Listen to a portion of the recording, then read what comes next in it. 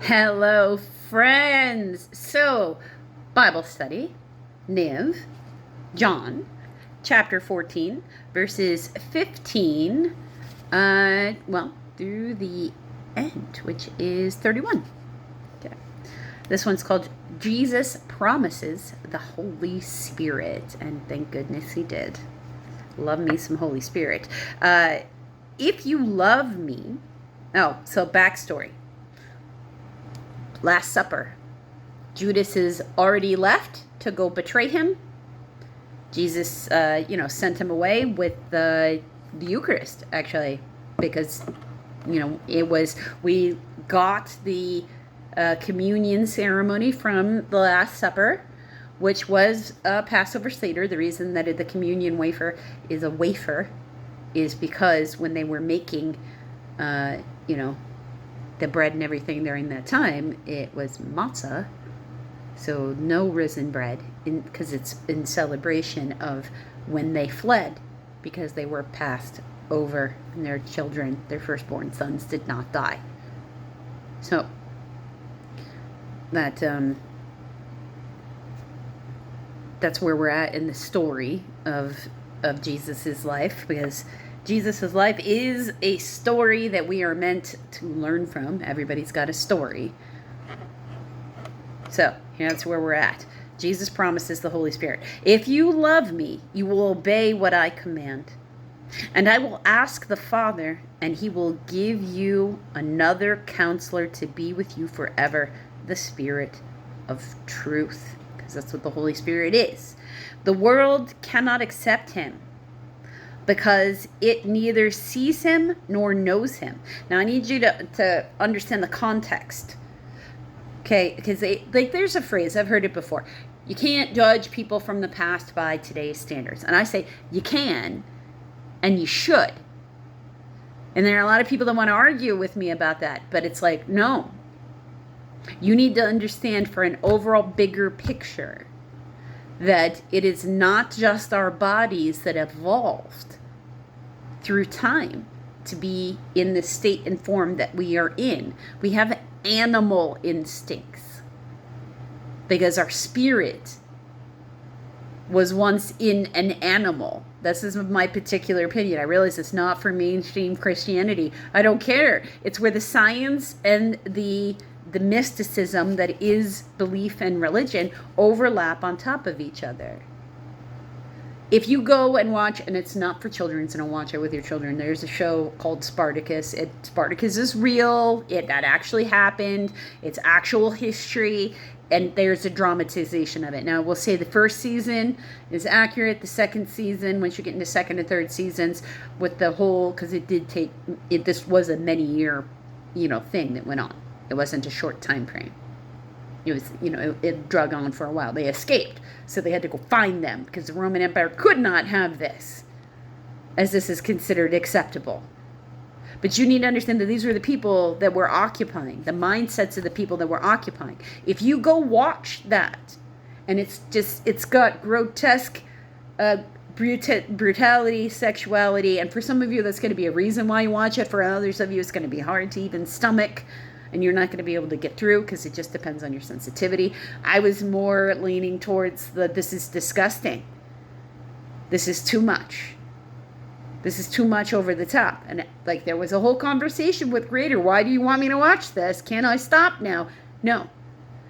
That time frame in history in which they're showing just how brutal it was, and you seeing those examples living out in the world, that was the time of Jesus' grandfather.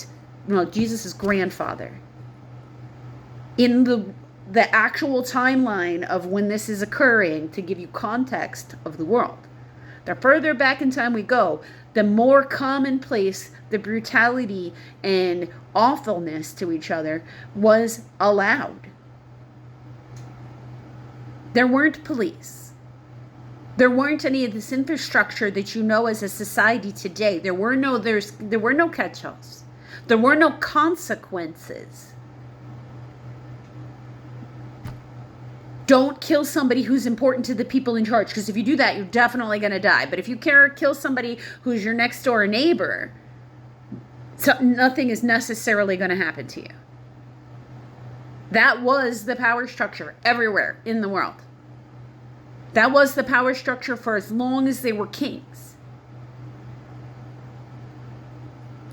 So that was the power structure until the 1700s, when this one country full of upstart people got a little irritated with who were their masters and then revolted. We can call them the United States of America, where I currently live. So you need to understand the context of where this stuff is coming from. It was brutal. People didn't know the truth. The Holy Spirit was not roaming around. There's a reason why he was sent when he was sent. Because the world needed him. It did not know the spirit of truth and love. That's what was. And he's telling the apostles that he's interacting with, but you know him. For he lives with you and he will be in you. I will not leave you as orphans. I will come to you. Before long, the world will not see me anymore, because he knows he's going to die. But you will see me.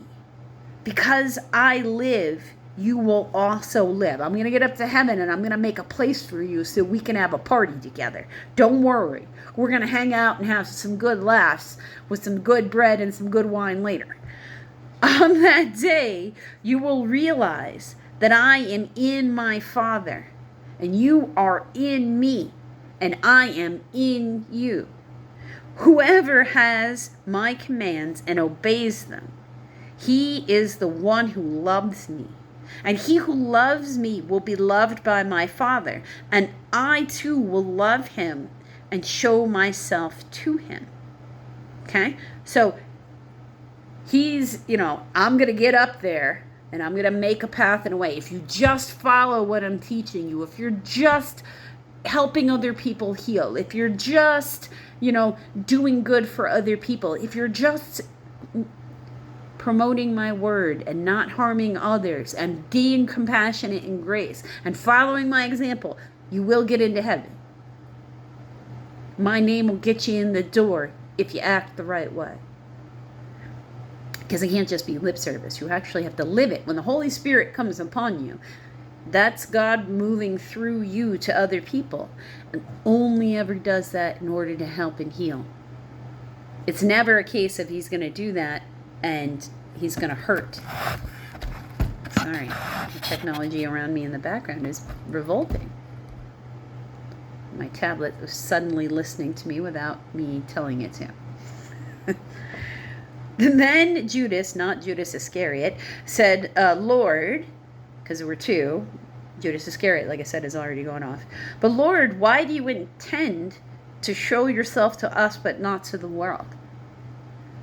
Jesus replied, if anyone loves me, he will obey my teaching.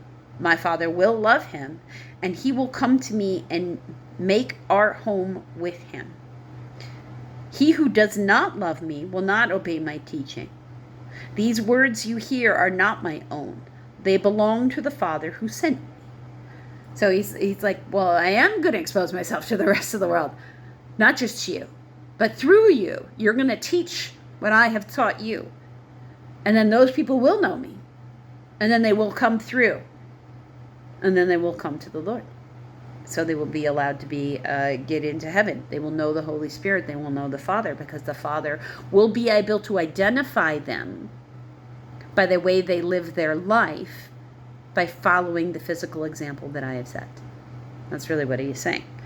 All I have spoken while still with you. All this I have spoken while still with you. But the Counselor, the Holy Spirit, whom the Father will send in my name, will teach you all things and remind you of everything that I have said.